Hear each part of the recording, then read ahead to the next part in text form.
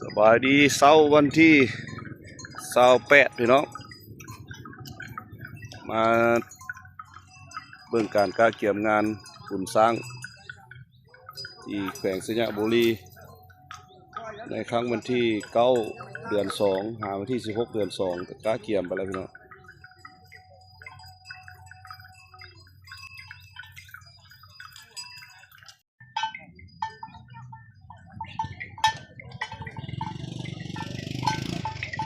ใส่จัมโบ้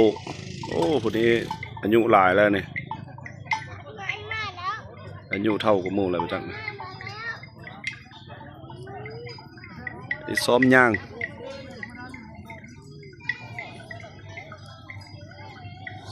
งเป็นวงมน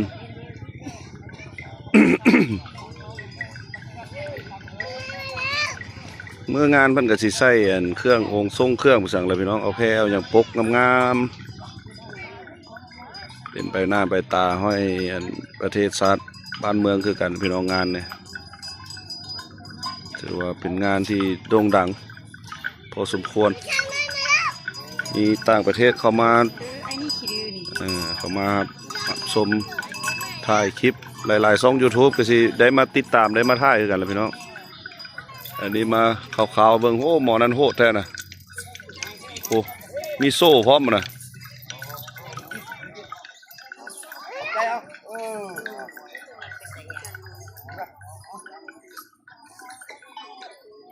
กำลังขี้ดื้อเนาะ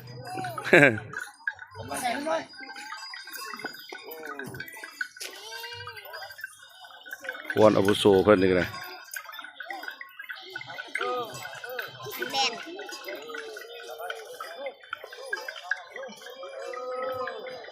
นี่เป็นขบวนฟุดฟื้นทางเมืองทางแขวงเพิ่นก็มาติดตามเหมือนกันพี่น้องเนี่ยยืนทางกลางนี่แหละ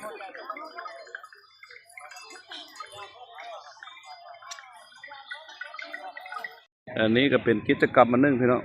ได้ขี่ช้างเลาะสถานที่เท่านี้แหละกำลังจัดกะเกี่ยมขี่เลาะเป็นบุญวาสนาไปช้างเพิ่นเจ้ามา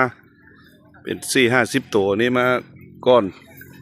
จนว่าเพิ่นเจ้ามาอีกพี่น้องเลยนี่มาฝึกหัวหน้าใหญ่เพิ่นคุมอยู่เทิงพอเพิ่นมาฝึกพี่น้องว่าเฮ็ดอย่างแน่กิจกรรมแต่ละอย่างเป็นสบายดีบ่เป็นขึ้นสร้างลงสร้างของกวนสร้างอะไรพี่น้องอย่าลืมมาเบิ่งน้ำกันพี่น้องงานนี้ถือว่าจัดใหญ่กว่าทุกๆปีเลยพี่น้องเด้อการกาเกี่ยมงานยังบ่ทันได้สมบูรณ์ปานใด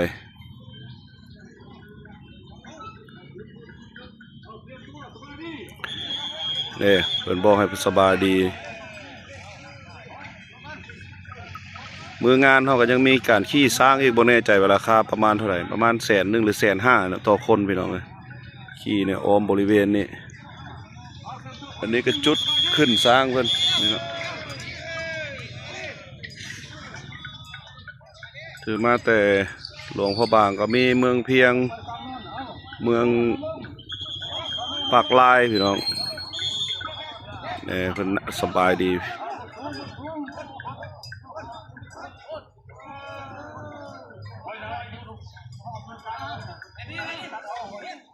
ยังอีกเวลาบ่ดนละอีกประมาณ2 อาทิตย์ก็ได้พอกัน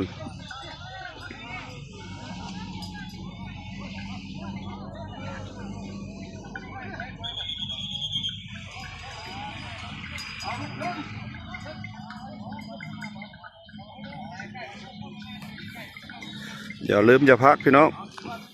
ผู้ใดมีเวลามีโอกาสได้มาเบิ่งมาชมเป็นงานสร้างแท้ๆนี่บ่เป็นงานสร้างงานใหญ่เลยพี่น้องนี่งานสร้างแท้ๆเลย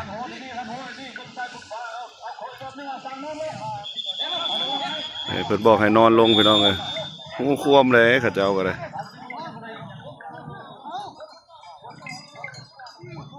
ไอ้ตัวเล็กเนี่ย ไอ้ตัวเล็กดื้อนะไอ้ตัวเล็กนี่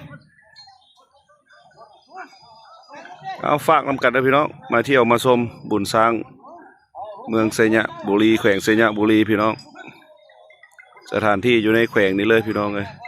สนามกีฬาแขวงเซญะบุรีเลยเอาเงาสั้นๆในมืองานพอกันเต็มคลิปเลยพี่น้อง